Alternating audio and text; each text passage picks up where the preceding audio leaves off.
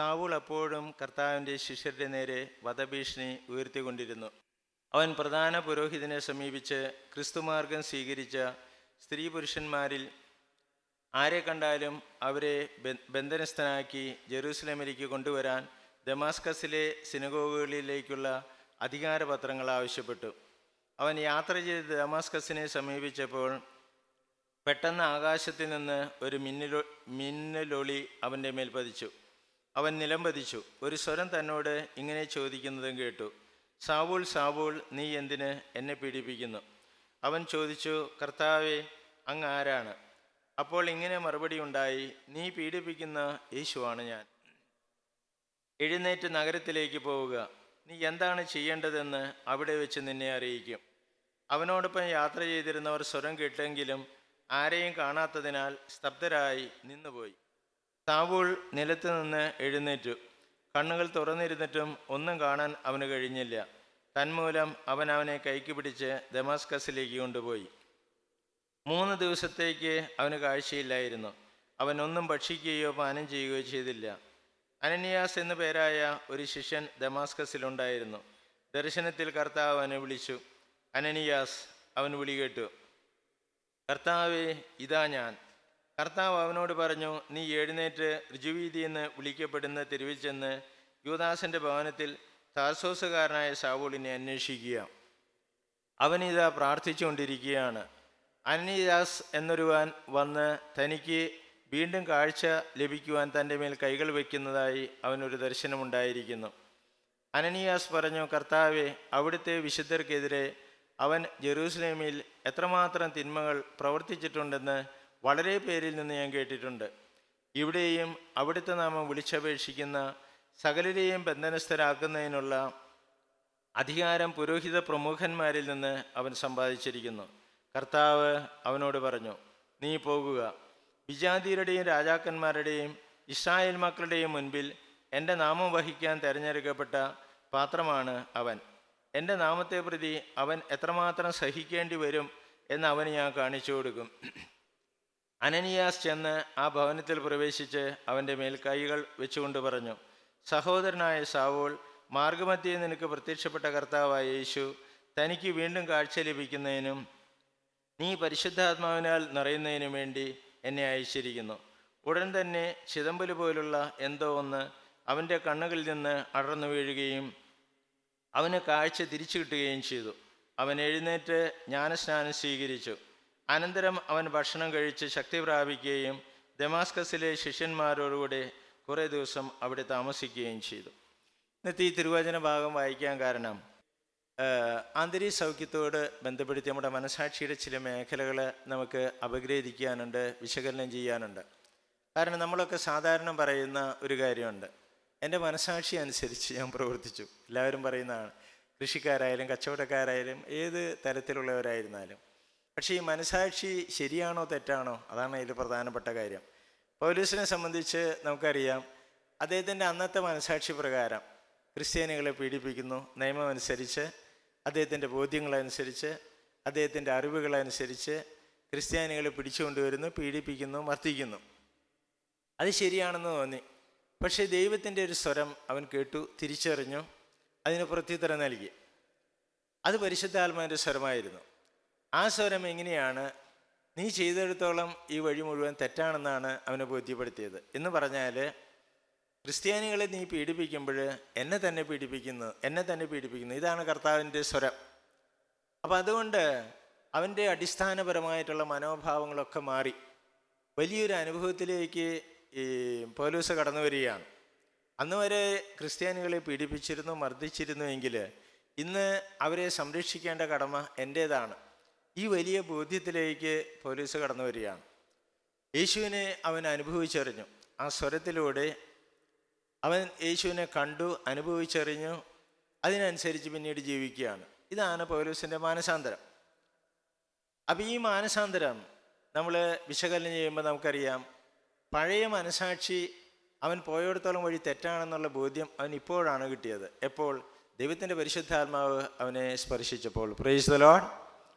അപ്പോൾ അതുകൊണ്ട് എന്ന് പറഞ്ഞതുപോലെ നമ്മെ സംബന്ധിച്ചും നമ്മൾ പറയും, എൻ്റെ മനസാക്ഷി അനുസരിച്ച് ഞാൻ അനേക വർഷങ്ങളായിട്ട് ധ്യാനിപ്പിക്കുന്ന ആളാണ്. അപ്പോൾ ആളുകളോട് ചേട്ടാ ചേച്ചി ഒരു ധ്യാനം കൂട് എന്ന് പറഞ്ഞു കഴിഞ്ഞാൽ അച്ഛാ വലിയ പ്രശ്നങ്ങളൊന്നുമില്ല, ഞാനങ്ങനെ എൻ്റെ മനസാക്ഷി അനുസരിച്ചിട്ടൊക്കെ പോകുന്നുണ്ട്, ഈ വാക്ക് ഉപയോഗിച്ചില്ലെങ്കിലും ഇടയ്ക്ക് സംസാരിക്കുന്നുണ്ട്, അല്ലെങ്കിൽ ദശാംശം കൊടുക്കുന്നുണ്ട്, ഇങ്ങനെയൊക്കെ പറയുന്നത്.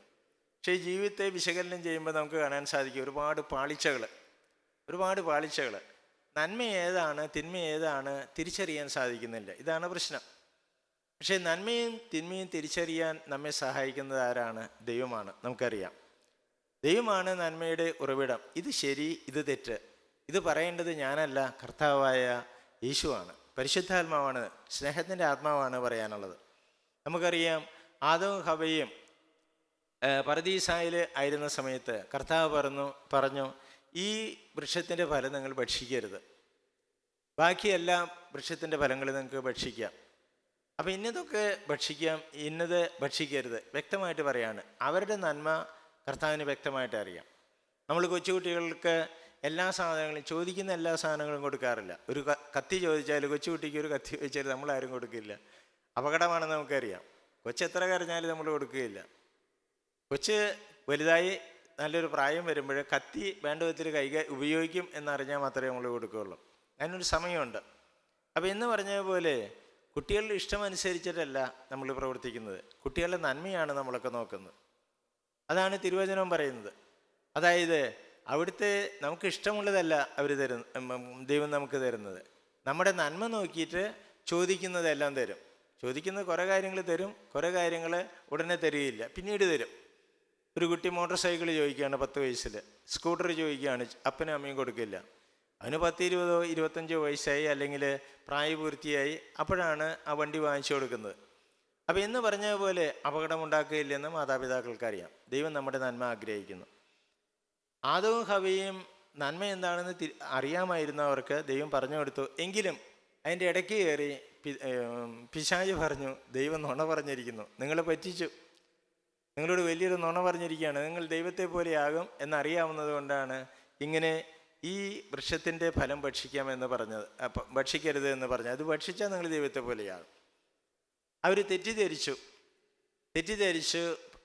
പഴം ഭക്ഷിച്ചു, അനുസരണക്കേട് കാണിച്ചു, അങ്ങനെ പാപത്തിന് വിധേയരായി എന്ന് പറഞ്ഞതുപോലെ ഈ നന്മ എന്താണ്, ദൈവത്തിൻ്റെ സ്വരം എന്താണ്, ഇത് നമ്മൾ അന്വേഷിക്കുന്നുണ്ടോ ഇല്ലയോ, ഇതാണ് പ്രധാനപ്പെട്ട കാര്യം. എൻ്റെ മനസാക്ഷി എന്ന് പറഞ്ഞാൽ ദൈവത്തോട് ചേർന്ന് ഞാൻ ചിന്തിക്കുന്നുണ്ടോ, ദൈവത്തിൻ്റെ സ്വരം നിരന്തരമായിട്ട് എൻ്റെ ഉള്ളിലുണ്ട്. സ്നേഹത്തിൻ്റെ ആത്മാവിൻ്റെ പരിശുദ്ധാത്മാവിൻ്റെ സ്വരം, ഇന്നത് ചെയ്യണം, ഇന്നത് ചെയ്യരുത്, പരിശുദ്ധാത്മാവിൻ്റെ വരങ്ങളിലൂടെ, ഫലങ്ങളിലൂടെ, ദാനങ്ങളിലൂടെ നമ്മൾ മനസ്സിലാക്കുന്നു. ഓരോ നിമിഷവും ദൈവം നമ്മളോട് സംസാരിക്കുന്നുണ്ട്. ഇത്തിരി അഭിഷേകം കിട്ടിയവരാണെങ്കിൽ വരദാനങ്ങളിലൂടെ, സുഗന്ധാഭിഷേകം, ദർശനങ്ങൾ, പ്രവചനങ്ങൾ, വ്യാഖ്യാനങ്ങൾ, തോന്നിപ്പുകൾ, ചിന്തകൾ, വചനങ്ങൾ, ഇതിലൂടെയെല്ലാം പലതരത്തിൽ ദൈവം സംസാരിക്കുന്നുണ്ട്. അത് നമ്മൾ തിരിച്ചറിയുന്നില്ല. ദൈവത്തിൻ്റെ സ്വരം തിരിച്ചറിയുന്നുണ്ടോ, അതിന് വിധേയപ്പെടുന്നുണ്ടോ, ദൈവത്തിൻ്റെ ഹിതം അന്വേഷിക്കുന്നുണ്ടോ, ഇതൊക്കെയാണ് പ്രധാനപ്പെട്ട കാര്യങ്ങൾ. ദൈവത്തെ അന്വേഷിക്കുന്നില്ലെങ്കിൽ, ദൈവത്തിൻ്റെ ഹിതം അന്വേഷിക്കുന്നില്ലെങ്കിൽ, ദൈവത്തിൻ്റെ സ്വരം തിരിച്ചറിയുന്നില്ലെങ്കിൽ എങ്ങനെയാണ് ഞാൻ എൻ്റെ മനസാക്ഷി അനുസരിച്ച് ചെയ്യുന്നതെന്ന് പറയുക? ചെയ്യുന്നുണ്ട്. എൻ്റെ മനസാക്ഷി എന്ന് പറയുമ്പോൾ പിശാച് തരുന്നൊരു മനസാക്ഷി, ലോകം തരുന്നൊരു മനസാക്ഷി, അല്ലെങ്കിൽ നമ്മുടെ സ്വാർത്ഥം തരുന്നൊരു മനസാക്ഷി, അതല്ല ദൈവം ആഗ്രഹിക്കുന്നത്. നമുക്കറിയാം, അദ്ദേഹം 6:5 ഉൽപ്പത്തിയുടെ പുസ്തകത്തിൽ നമ്മൾ വായിക്കുന്നുണ്ടല്ലോ, മനുഷ്യൻ്റെ ഹൃദയത്തിലെ ചിന്തയും ഭാവനയും എപ്പോഴും തിന്മ നിറഞ്ഞത് മാത്രമാണെന്ന് ദൈവം കണ്ടു. അതിൽ ദൈവം പരിതപിച്ചു. അങ്ങനെയാണ് പറയുന്നത്, ദൈവം പരിതപിച്ചു. അതായത് എൻ്റെ യുക്തിക്കും ബുദ്ധിക്കും അതീതമായിട്ടുള്ള കാര്യങ്ങളില്ല എന്ന് ഞാൻ തെറ്റിദ്ധരിക്കുകയാണ്. എൻ്റെ യുക്തിയും ബുദ്ധിയും എന്നോട് പറയുന്നതൊക്കെ ശരി. അത് പരസ്യങ്ങളിലൂടെ നമുക്ക് കുറേ കാര്യങ്ങൾ കിട്ടുന്നുണ്ട്, ലാപ്ടോപ്പിലൂടെ കിട്ടുന്നുണ്ട്, മൊബൈലിലൂടെ കിട്ടുന്നുണ്ട്, പിന്നെ സിനിമകളിലൂടെ, പരസ്യങ്ങളിലൂടെ, ലോകത്തിൻ്റെ മാനദണ്ഡങ്ങളനുസരിച്ച് നമ്മുടെ ഒരു മനസാക്ഷി രൂപപ്പെട്ടിരിക്കുകയാണ്. പക്ഷെ കർത്താവ് ആഗ്രഹിക്കുന്ന മനസാക്ഷി ഇതല്ല. പൗലോസിൻ്റെ ആ ജീവിതത്തിൽ നമ്മൾ കണ്ട പോലെ ദൈവത്തിൻ്റെ പരിശുദ്ധാത്മാവ് വന്നു കഴിയുമ്പോൾ ശരി ഇത് തെറ്റത് കൃത്യമായിട്ട് നമുക്കറിയാം. അത് സാഹചര്യങ്ങൾ എന്തായിരുന്നാലും വേണ്ടില്ല, ശരിയും തെറ്റും തിരിച്ചറിയാൻ ദൈവത്തിൻ്റെ ആത്മാവുണ്ടെന്ന് പറഞ്ഞാൽ മനുഷ്യർക്കറിയാം. നമ്മൾ ഉൽപ്പത്തിയുടെ പുസ്തകത്തിൽ വായിക്കുന്നുണ്ടല്ലോ, പുത്തിഫാറിൻ്റെ ഭാര്യ എപ്പോഴും ജോസഫിനോട് പറഞ്ഞു, എൻ്റെ കൂടെ ശയിക്കുക, എൻ്റെ കൂടെ ശയിക്കുക. അപ്പോൾ ജോസഫ് എന്താണ് പറഞ്ഞത്? അതൊരിക്കലും ഉണ്ടാകുകയില്ല. നിങ്ങളുടെ ഭാര്യ നിങ്ങളെ ഒഴിച്ച് നിങ്ങളെ ഒഴിച്ച് എൻ്റെ യജമാനൻ എല്ലാ കാര്യത്തിൻ്റെ മേലും എനിക്ക് അധികാരം തന്നിട്ടുണ്ട്. നിങ്ങൾ അദ്ദേഹത്തിൻ്റെ ഭാര്യയായതുകൊണ്ട് നിങ്ങളുടെ മേലിൽ എനിക്ക് അധികാരമില്ല. അതുകൊണ്ട് പൊത്തിഫാറിൻ്റെ ഭാര്യയുടെ അടുക്കലിരിക്കാൻ പോലും അവൻ ആഗ്രഹിച്ചില്ലേ. ഇതാണ് പറഞ്ഞത്. Praise the Lord. അപ്പം അതുകൊണ്ട് സാഹചര്യങ്ങൾ എന്തായിരുന്നാലും ദൈവം തരുന്ന മനസാക്ഷിയിൽ ഉറപ്പുള്ളത് കൊണ്ട് യോസേപ്പ് പറഞ്ഞു, ഇത് തെറ്റ്, ഇത് ശരി, കൃത്യമായിട്ട് പറയാണ്. അങ്ങനെ അനേക ഉദാഹരണങ്ങൾ നമുക്ക് എടുത്തു കാണിക്കാൻ. സൂസന്നയുടെ കാര്യം എടുക്കുക. അധികം 13 പറയുന്നുണ്ട്, സൂസന്നയെ 2 ശ്രേഷ്ഠന്മാർ കെണിയിൽ വീഴ്ത്താനായി നോക്കി. സൂസന്ന പറഞ്ഞു, നിങ്ങളുടെ കയ്യിൽ പെടുന്നതിനേക്കാൾ പാപം ചെയ്യാതെ മരിക്കുകയാണ് നിങ്ങളുടെ കയ്യിൽ പെടുന്നതാണ് നല്ലത്. നിങ്ങൾ പറയുന്ന അനുസരിച്ച് ചെയ്യാനായിട്ട് തിന്മ ചെയ്യാൻ ഞാൻ തയ്യാറില്ല. ദൈവം ഇത് ആഗ്രഹിക്കുന്നില്ല. വ്യക്തമായിട്ടുള്ള ഒരു മറുപടി അവൾ കൊടുക്കുന്നുണ്ട് ഉടനീളം. ഇനി തെറ്റ് ചെയ്താലോ? തെറ്റ് ചെയ്ത പ്രവാചകന്മാരും ചൂണ്ടിക്കാണിക്കുന്നുണ്ട്. ദാവീദ് പാപം ചെയ്തപ്പോൾ ശമൂവേലിന്റെ പുസ്തകത്തിൽ നമ്മൾ വായിക്കുന്നുണ്ട്, ദാവീദ് ഊറിയായുടെ ഭാര്യയെ സ്വന്തമാക്കി ഭർത്താവിനെ കൊന്നു, പട്ടാളക്കാരനെ കൊന്നു കളഞ്ഞു. ഉടനെ നാത്താൻ ദീർഘദർശി ദൈവത്തിൻ്റെ മനുഷ്യൻ പറഞ്ഞു, നീ ചെയ്തത് തെറ്റ്. അപ്പം അതുകൊണ്ട് ദാവീദ് അനുദപിച്ചു. അപ്പം സാഹചര്യം കൊണ്ട് ദാവീദിന് പറയാൻ പറ്റില്ല, ഞാനിങ്ങനെ എല്ലാവരും യുദ്ധത്തിന് പോയപ്പോൾ ഞാൻ സുഖമായിട്ട് കുളിച്ച് കിടന്നുറങ്ങി, ഉച്ചയ്ക്ക് ഉറക്കം കഴിഞ്ഞ് എണീറ്റപ്പോൾ ഇങ്ങനെ ഒരു സ്ത്രീയെ കണ്ടു, എനിക്ക് അവളെ സ്വന്തമാക്കാൻ തോന്നി, ആ സാഹചര്യം കൊണ്ട് അങ്ങനെ വന്നുപോയി. അതൊരിക്കലും ശരിയാണെന്ന് പറഞ്ഞില്ലേ. നാത്താൻ പറഞ്ഞു, തെറ്റാണ്. സാഹചര്യം എന്തായിരുന്നാലും നീ പ്രാർത്ഥിച്ച് ഒരുങ്ങി ജാഗരൂകതയോടെ ഇരുന്നെങ്കിൽ ഈ വീഴ്ചയിൽ വീഴുകയില്ലായിരുന്നു. ഇതാണ് പറഞ്ഞതിൻ്റെ അർത്ഥം. ഇത് തന്നെ നാബോത്തിൻ്റെ മുന്തിരിത്തോട്ടത്തെ കുറിച്ചിട്ട് നമ്മൾ രാജാക്കന്മാരുടെ പുസ്തകം അധ്യായം 21 കൃത്യം വായിക്കുന്നുണ്ട്. നാബോത്തിൻ്റെ മുന്തിരിത്തോട്ടം എടുക്കാനായിട്ട് ജെസബേൽ രാജ്ഞിയും അതുപോലെ തന്നെ ആഹാബ് രാജാവും ആഗ്രഹിച്ചു. അങ്ങനെ അവൻ്റെ തലവെട്ടി. ഞാൻ എൻ്റെ ദീർഘമായിട്ടുള്ള വിശദീകരണം പറയുന്നതിന് ചുരുക്കം ഇതാണ്. നാബോത്തിൻ്റെ തലവെട്ടി അവനെ കൊന്നുകളഞ്ഞു. എന്നിട്ട് എന്ത് ചെയ്തു? ആ മുന്തിരിത്തോട്ടം എടുത്ത് ഉടനെ തന്നെ എലി പ്രവാചകൻ വന്നിട്ട് പറഞ്ഞു, നീ ചെയ്തത് തെറ്റാണ്. അപ്പം അതുകൊണ്ട് എനിക്ക് അങ്ങനെ ഒരു സാഹചര്യം വന്നു. ജെസബേൽ രാജ്ഞിക്കും പറയാം, ആഹാബ് രാജാവിനും പറയാം, നമ്മൾ അതുപോലെ തന്നെ പറയുന്നു. ഒരു സാഹചര്യം വന്നു, അപ്പം ഞാനങ്ങനെ ഒരു പാപത്തിൽ വീണുപോയി, മദ്യപിച്ചു പോയി, അല്ലെങ്കിൽ 1 മുതൽ 10 വരെ പ്രമാണങ്ങൾ ചെയ്തു പോയി. അപ്പം സാഹചര്യം നമ്മളെ ശരിയാക്കുന്നില്ല. നമ്മുടെ മനസ്സാക്ഷി ദൈവത്തോട് ആലോചന ചോദിക്കുന്ന ഒരാൾ തീർച്ചയായിട്ടും ദൈവത്തിൻ്റെ ആത്മാവിനാൽ ഭരിക്കപ്പെടുന്ന, നിയന്ത്രിക്കപ്പെടുന്ന, നയിക്കപ്പെടുന്ന ഒരു വ്യക്തി, അദ്ദേഹത്തിന് കൃത്യമായിട്ട് അറിയാം ഏത് പ്രമാണത്തിനെതിരെ, 10 പ്രമാണങ്ങളിൽ ഏത് പ്രമാണത്തിനെതിരെ ഒരു പ്രശ്നം വന്നാലും ഇത് പാപമാണ്, അദ്ദേഹത്തിന് തിരിച്ചറിയാനുള്ള കഴിവുണ്ട്. അപ്പം അതുകൊണ്ട് എൻ്റെ മനസാക്ഷി രൂപപ്പെട്ടത് ശരിയായിട്ടുള്ള രൂപത്തിലാണോ, അതോ നന്മയും തിന്മയും എനിക്ക് തിരിച്ചറിയാൻ പറ്റുന്നുണ്ടോ? അതൊരു കോംപ്രമൈസ്. നന്മയും തിന്മയും വേർതിരിക്കാൻ പറ്റാതെ എല്ലാം ഒരു കോംപ്രമൈസിൽ പോകുന്ന, അല്ലെങ്കിൽ വിട്ടുവീഴ്ച മനോഭാവത്തോടുകൂടി പോകുന്ന രീതിയാണോ എൻ്റെ ജീവിതത്തിലുള്ളത്?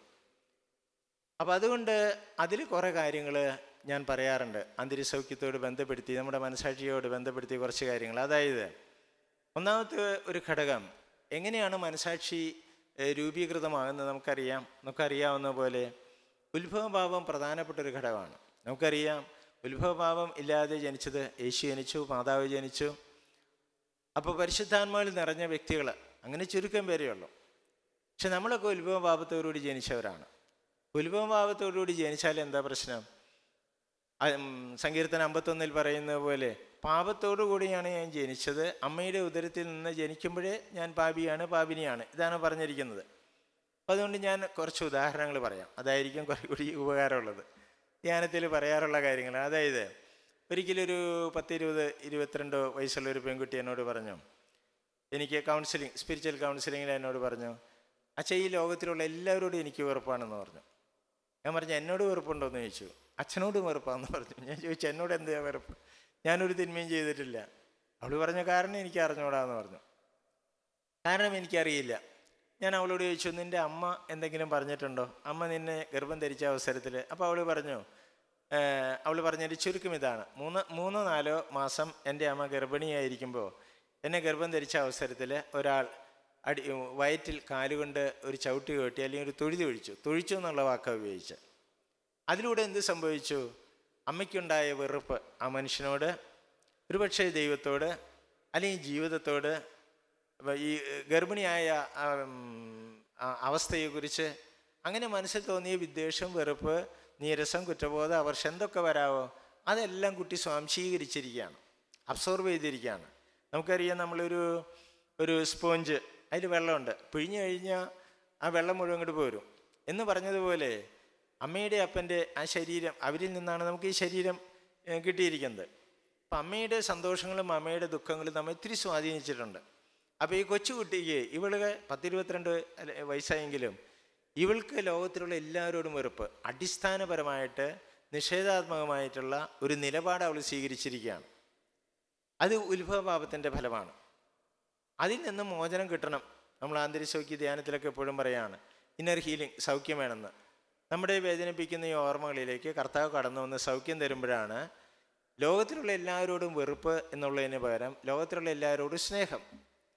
720 740 എത്ര കോടി ജനങ്ങളുണ്ടെങ്കിലും അവരെ സ്നേഹിക്കാൻ അടിസ്ഥാനപരമായിട്ടുള്ള ഒരു മനോഭാവത്തിലേക്ക് കടന്നു വരികയാണ്. പക്ഷേ ഈ സൗഖ്യം കിട്ടിയിട്ടില്ലെങ്കിൽ ജീവിതകാലം മുഴുവൻ ഈ പ്രശ്നമായിട്ട് നടക്കുകയാണ്. എല്ലാവരോടും വെറുപ്പ്, കാരണം അറിയില്ല. ഞാൻ സ്പിരിച്വൽ കൗൺസിലിങ്ങിൽ പലപ്പോഴും അമ്മമാർ കൊച്ചുകുട്ടികളെ കൊണ്ടുവരുമ്പോൾ 5 വയസ്സ്, 3 വയസ്സ്, 7 വയസ്സ്, 8 വയസ്സ്, 10 വയസ്സ്, അമ്മമാർ പറയും, അച്ഛാ ഇവൻ അല്ലെങ്കിൽ ഇവള്, ഈ കുട്ടി എപ്പോഴും മരിക്കണമെന്ന് പറയുന്നു, ഈ കുട്ടി മുഖത്ത് നോക്കുകയില്ല, സംസാരിക്കാൻ വളരെ ബുദ്ധിമുട്ടുണ്ട്, എല്ലാത്തിനോടും ഭയം. ഇങ്ങനെ ഓരോ കാര്യങ്ങൾ പറയുമ്പോൾ ആദ്യം തന്നെ ഞാൻ അമ്മയെ കൗൺസിലിംഗ് എടുത്തൊരു സ്പിരിച്വൽ കൗൺസിലിംഗ് അമ്മയോട് ചോദിക്കും, എന്തൊക്കെയായിരുന്നു നമ്മുടെ ജീവിത പശ്ചാത്തലം, കല്യാണം കഴിഞ്ഞ് ഈ കുഞ്ഞിനെ ഗർഭം ധരിച്ച അവസരത്തിൽ. അപ്പോൾ കാണാൻ സാധിക്കും, ഏതെങ്കിലും തരത്തിൽ ഭർത്താവ് ഇത്തിരി മദ്യപിച്ചെന്നെ വിഷമിപ്പിച്ചെന്നോ, സ്ത്രീധനത്തിൻ്റെ പേരിൽ കുറേ പ്രശ്നങ്ങളുണ്ടാക്കിയെന്നോ, അല്ലെങ്കിൽ അവിടുത്തെ അന്തരീക്ഷങ്ങൾ, ഇങ്ങനെ പല കാര്യങ്ങൾ. ഇത് മുഴുവൻ കുട്ടി സ്വാംശീകരിച്ചിരിക്കുകയാണ്. അമ്മയുടെ ദുഃഖവും വിഷമവും, അമ്മയ്ക്ക് അപ്പനോട്, ഭാര്യയ്ക്ക് ഭർത്താവിനോടുള്ള വെറുപ്പ്, ഇതെല്ലാം കുട്ടി സ്വാംശീകരിച്ചിരിക്കുകയാണ്. അതിൽ നിന്നാണ് ഈ പ്രശ്നങ്ങളൊക്കെ വന്നിരിക്കുന്നത്. ഒരു കൊച്ചുദാഹരണം പറയുകയാണ്, എത്ര ഉദാഹരണം വേണമെങ്കിലും പറയാം. ഞാൻ ഒരിക്കൽ ഒരു സ്ത്രീയും അമ്മയും കുഞ്ഞും കൂടി വന്നു. എനിക്കറിയാം, വളരെ കണ്ടുപരിചയമുണ്ട്, അത്രയേ ഉള്ളൂ. അപ്പോൾ അവൾ പറഞ്ഞു, ഈ കൊച്ചിൻ്റെ മുഖത്ത് നോക്കുകയില്ല, ആരുടെയും മുഖത്ത് നോക്കുകയില്ല, പിന്നെ ചോദിച്ചാൽ പെട്ടെന്ന് ഉത്തരം പറയുകയില്ല. ഞാൻ അമ്മയെ കണ്ട് സംസാരിച്ചു കഴിഞ്ഞപ്പോൾ ഞാൻ നേരത്തെ പറഞ്ഞ പോലെ കുറേ പ്രശ്നങ്ങളൊക്കെ പറഞ്ഞു. ഞാൻ ഈ കുട്ടിയോട് ചോദിച്ച് കുട്ടിക്ക് വേണ്ടി, അമ്മയ്ക്ക് വേണ്ടിയൊക്കെ പ്രാർത്ഥിച്ചു. 1-2 കൗൺസിലിംഗ് കഴിഞ്ഞ് ഈ കുട്ടി മുഖത്ത് നോക്കി സംസാരിക്കാനും അതുപോലെ തന്നെ ഉത്തരം പറയാനും തുടങ്ങി. ഞാൻ പറഞ്ഞത്, നമ്മുടെ മനസാക്ഷി രൂപപ്പെടുമ്പോൾ ഇതിലൊരു പ്രധാന ഘടകമുണ്ട്. ഇത്ര മാത്രമേ ഞാൻ പറഞ്ഞുള്ളൂ. ഇപ്പം എൻ്റെ മാതാപിതാക്കൾ ഒരു ദിവസം പള്ളിയിൽ പോയിരുന്നു, രാവിലെ എണീക്കുമ്പോൾ തന്നെ ജപമാലയിലും, അത് കഴിഞ്ഞ് പള്ളിയിൽ പോയി പ്രാർത്ഥിച്ച് തിരിച്ചു വരുന്നത്, അതിനുശേഷം ഓരോ കാര്യങ്ങൾ തീരുമാനിക്കുന്നത്. അപ്പോൾ കുടുംബത്തിലൂടെ നമുക്ക് നല്ലൊരു ഫോർമേഷൻ, പരിശീലനം കിട്ടുന്നുണ്ട്. മാതാവ് എലിസബത്തിനെ കാണാൻ ചെന്നപ്പോൾ മാതാവിലും എലിസബത്തിലും ഉള്ള ശിശുക്കൾ, സ്നാപക യോഹന്നാനും യേശുവും സന്തോഷത്താൽ കുതിച്ചുചാടി. മാതാവും അതുപോലെ തന്നെ എലിസബത്തും സന്തോഷത്താൽ നിറഞ്ഞു. കാരണം എന്തുകൊണ്ടാണ്? ആത്മാവ് കൊണ്ട് നിറഞ്ഞ വ്യക്തികൾ. അപ്പോൾ മനസാക്ഷി രൂപപ്പെട്ടത് വളരെ പോസിറ്റീവ്, നല്ലൊരർത്ഥത്തിലാണ്. അതൊരു പ്രധാനപ്പെട്ട ഘടകമാണ് നമ്മൾ മനസ്സിലാക്കണം. Praise the Lord. അപ്പോൾ അതുകൊണ്ട് നമ്മളതിനു വേണ്ടി പ്രാർത്ഥിക്കുക.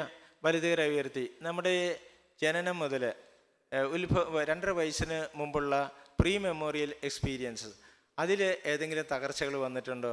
വൈകാരിക തലങ്ങളിൽ പ്രശ്നങ്ങൾ ഉണ്ടായിട്ടുണ്ടോ? നമ്മുടെ മനസാക്ഷി നെഗറ്റീവായിട്ട് നിഷേധാത്മക രൂപത്തിലാണോ രൂപപ്പെട്ടത്? കർത്താവോടെ കടന്നു വന്ന് സൗഖ്യം കിട്ടാനായിട്ട് പ്രാർത്ഥിക്കാം. ചൊല്ലിത്തരുന്ന പ്രാർത്ഥനയേറ്റില്ല. കർത്താവായ ഈശോയെ, കടന്നു വരണമേ, എന്നെ സുഖപ്പെടുത്തണമേ, എന്റെ ശരീരത്തിനും എന്റെ മനസ്സിനും എന്റെ ആത്മാവിനും സൗഖ്യം തരണമേ. യേശുവേ സ്തോത്രം, യേശുവേ നന്ദി. ഇതുപോലെ തന്നെ വളരെ ചുരുക്കമായിട്ട് ഞാൻ പറയുന്നത് മാത്രം. ഇതിന് ഇത്തിരി ഉദാഹരണങ്ങൾ ഇനിയും പറയാനുണ്ട്. ചിലപ്പോൾ ഈ ആസ്മ വലിയുള്ള കുട്ടികളുടെയൊക്കെ മേഖലകൾ എടുക്കുമ്പോൾ അത്ഭുതകരമായിട്ടുള്ള സൗഖ്യം, 20-25 വയസ്സായ ചില വ്യക്തികൾക്ക് സൗഖ്യം കിട്ടിയത് ഞാനിവിടെ സമയമില്ലാത്തതുകൊണ്ട് പറയുന്നില്ല. അത് അന്വേഷിക്കുമ്പോൾ കാണാം, പ്രഗ്നൻസി പീരീഡ്, അമ്മയുടെ ഉദരത്തിലായിരുന്ന ആ കാലഘട്ടമായിട്ട് ഇത്തിരി ബന്ധമുണ്ടെന്നുള്ളത്. കർത്താവ് ഓർമ്മകളെ തൊട്ട് സുഖപ്പെടുത്തുമ്പോഴും അവിടെ സൗഖ്യമായി. 2 തരത്തിലാണ് നമ്മുടെ പ്രശ്നങ്ങൾ എടുക്കുന്നത്. ഒന്ന് വൈകാരിക തലം, 2.5 വയസ്സിന് മുമ്പുള്ള മേഖലകൾ, പ്രീ മെമ്മോറിയൽ എക്സ്പീരിയൻസസ്. രണ്ടാമത് നമ്മുടെ ഇറാഷണൽ ആൻഡ് അൺറീസണബിൾ തിങ്കിങ്, നമ്മുടെ തെറ്റായിട്ടുള്ള ചിന്താഗതികൾ, ജീവിത വീക്ഷണങ്ങൾ. അത് 2ലാണ് പ്രശ്നങ്ങൾ കിടക്കണം. അപ്പോൾ ഇത് രണ്ടും മനസാക്ഷി രൂപീകരണത്തിൽ പ്രധാനപ്പെട്ട ഘടകങ്ങളാണ്. വൈകാരിക തലത്തെക്കുറിച്ച് ഞാൻ പറഞ്ഞു. വേറൊരു ഉദാഹരണം പറയാം.